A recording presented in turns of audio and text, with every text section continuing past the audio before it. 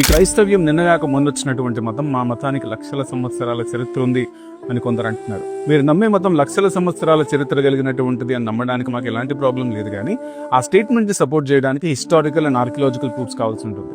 ఏ historian study చేశారు, ఆ historian కున్న క్రెడిబిలిటీ ఏంటి, ఆ హిస్టోరియన్ యూజ్ చేసిన మెథడ్స్ ఏంటి, ఆయన చేసిన రీసెర్చ్ ని ఎక్కడ పబ్లిష్ చేశారు, ఆర్కియలాజికల్ ప్రూఫ్స్ ఉన్నాయంటే ఏ ఆర్కియలాజికల్ సంస్థ స్టడీ చేస్తుంది, ఆ సంస్థకున్న క్రెడిబిలిటీ ఏంటి, ఆ ప్రూఫ్స్ ని వాళ్ళ అఫీషియల్ వెబ్సైట్ లో కూడా పబ్లిష్ చేశారా, స్టడీస్ నిర్వహించిన పర్సన్ పేరేంటి, ఆ వ్యక్తి సబ్మిట్ చేసిన రిపోర్ట్ ఎక్కడ, ఇవన్నీ కావాల్సి ఉంటుంది. బైబిల్ కి సంబంధించి ఈ ప్రూఫ్స్ అన్ని కూడా మనకు అందుబాటులో ఉన్నాయి. కానీ మీరు అనుకునేటువంటి లక్షల సంవత్సరాల చరిత్రకు సంబంధించి ఎలాంటి ప్రూఫ్స్ లేవు.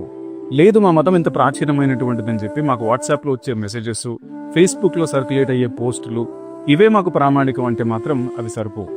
ఎక్కడ తవ్వినా విగ్రహాలు బయటపడుతున్నాయంటే అవి కూడా ప్రూఫ్స్ కావు. ఎందుకంటే విగ్రహాలను మోస్ట్లీ రాతి మీదే చెక్కేవాళ్ళు. రాతిని కార్బన్ డేటింగ్ చేయడానికి కుదరదు, ఎందుకంటే వాటిలో కార్బన్ ఉండదు.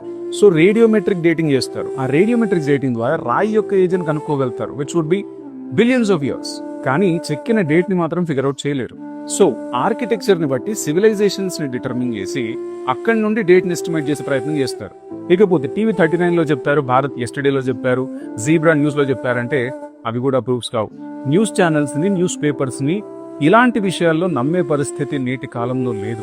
ఎందుకంటే న్యూస్ ఛానల్ వాళ్ళు ఒక అజెండాను నడుపుతూ వాళ్ళు టెలికాస్ట్ చేసేటువంటి ప్రతిదీ కూడా పొలిటికల్ ఓట్స్ లోనే కన్వర్ట్ చేసుకోవాలని చూస్తున్నారు. సో పాయింట్ ఏంటంటే లక్షల సంవత్సరాల చరిత్రకు సంబంధించి ఏదైనా కాంక్రీట్ ఎవిడెన్స్ ఉందా అంటే లేదు. ఎంతకీ క్రైస్తవ్యం విదేశీ మతం, మనది స్వదేశీ మతం.